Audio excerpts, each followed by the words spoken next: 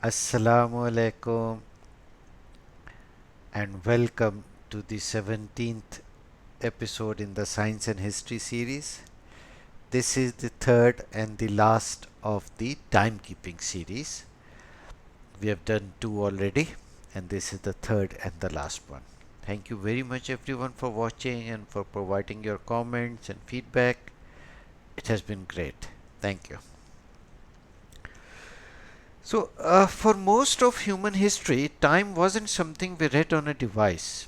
It was something we observed. The sun's rising and setting, the moon's steady phases, the passing of seasons. These were the world's first clocks. But as societies grew, trade expanded, and navigation became bolder, our need to measure time became sharper and more precise. This is the story of how humanity moved from calendars to clocks, from sunlight to atomic vibrations, and in doing so, reshaped how we live, work, and connect. The earliest known devices for dividing the day were the Egyptian sundials. Around 1500 BCE, a simple upright stick or gnomon cast a shadow that moved with the sun. By marking the ground, Egyptians could divide daylight into regular intervals, using the sun itself as their cosmic clock. But of course, this worked only during the day.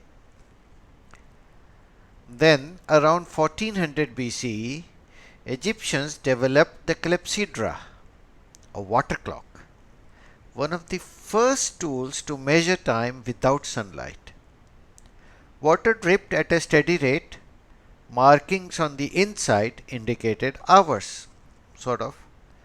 The Greeks and Romans later refined these, adding floats and gears to improve accuracy.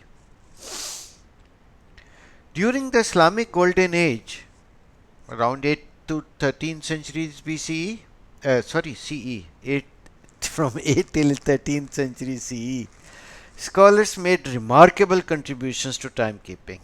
They enhanced clepsydra, built astronomical water clocks, and developed mechanical automata that struck the hours.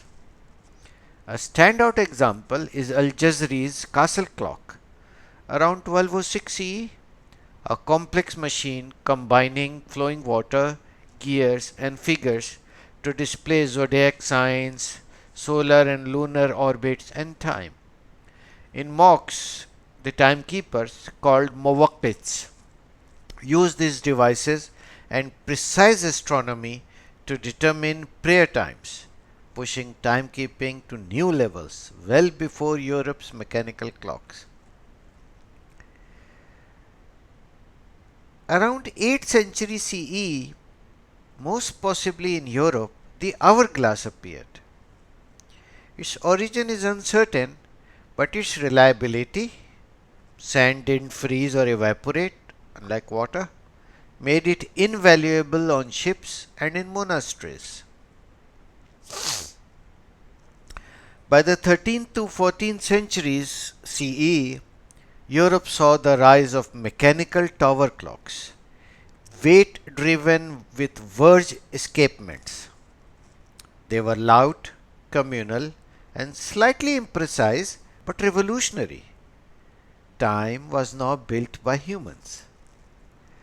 Later, Christian Huygens, I must be killing his name, but Christian Huygens, a Dutch mathematician, invented the pendulum clock in 1656, which slashed errors from hours to seconds, transforming accuracy.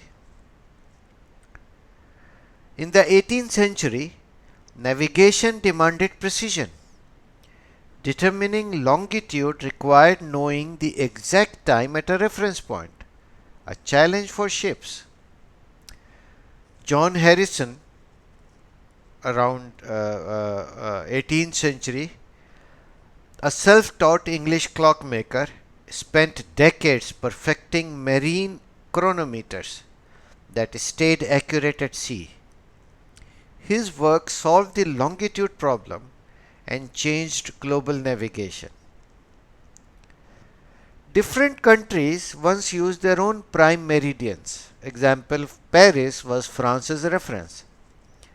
In 1884, an international conference chose Greenwich in UK at 0 degree longitude, making Greenwich Mean Time (GMT) the global standard.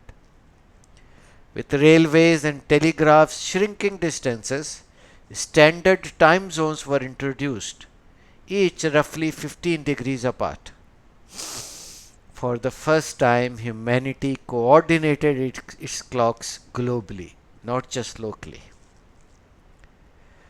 But the mathematical clocks had limits to precision. In 1949, the first atomic clock was built.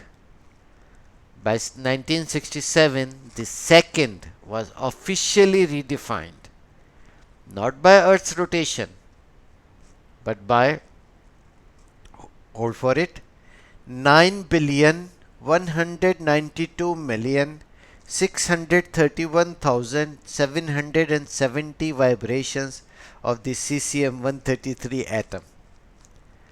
Time was now measured by the laws of physics, not celestial motion. Today, GPS satellites carry atomic clocks and broadcast precise signals. Your phone and network devices use them to calculate position and auto-synchronize time. Coordinated Universal Time (UTC) now runs parallel to GMT, adding leap seconds to stay aligned with Earth's rotation. Manual time correction has become obsolete. Billions of devices all across the globe, from stock exchange to your digital watch to your computer to your car, everything now tick together in harmony, a global heartbeat. From sundials on Egyptian stones to water clocks in mosques, pendulums in European towers and atoms in labs, our timekeeping story reflects humanity's relentless quest for precision. Time, once read in the skies, is now kept in the tiniest structures of matter and shared across the globe at the speed of light.